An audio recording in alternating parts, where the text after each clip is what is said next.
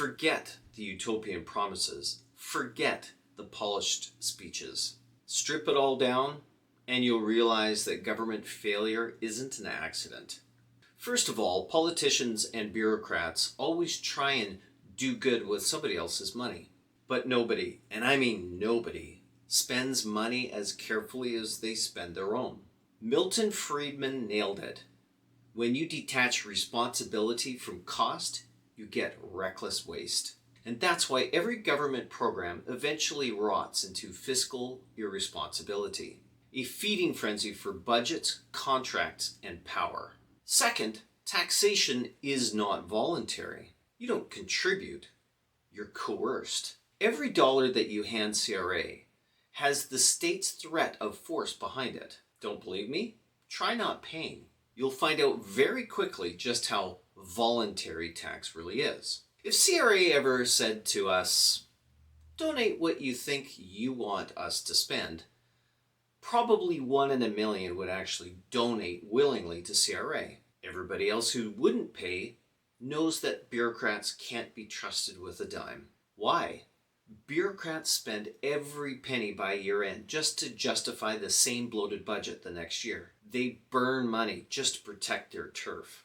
Entrepreneurs, on the other hand, risk their capital to grow and innovate. One creates value, the other drains it. And let's be blunt, most bureaucrats aren't really interested in cutting costs unless the law forces their hand to do so. But here's the real litmus test.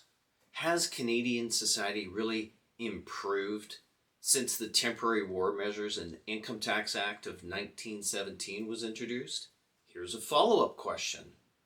How's the national debt doing? The answer is that Canada is drowning in $2.1 trillion of federal debt, not even including the provinces. Then you have to ask yourself, what did we buy with this $2.1 trillion of debt? If $2.1 trillion had been used to build a world-class society, Canadians might even tolerate this tax burden. But what do we see instead? The reality is Canadians are stepping over needles, feces, and garbage in our downtowns. Crime is up, economic confidence is down, and families are feeling squeezed.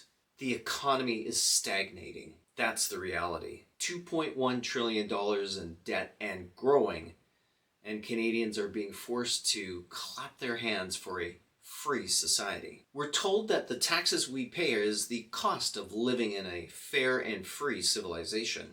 I call that nonsense. Civilization comes from free people building, creating, and trading, not from politicians who are siphoning wealth with the threat of force and violence. The state doesn't create order.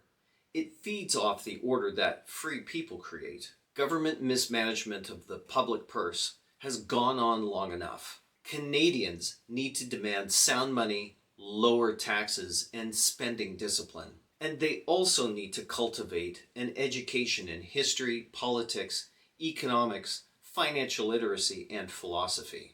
And that, my friends, is why this channel was created. To arm you with the knowledge and ideas to challenge the lies of the state. And if you want more of this kind of content, make sure you like, subscribe, and share this content with other people who may be just as concerned as you. Because the truth isn't coming from Ottawa.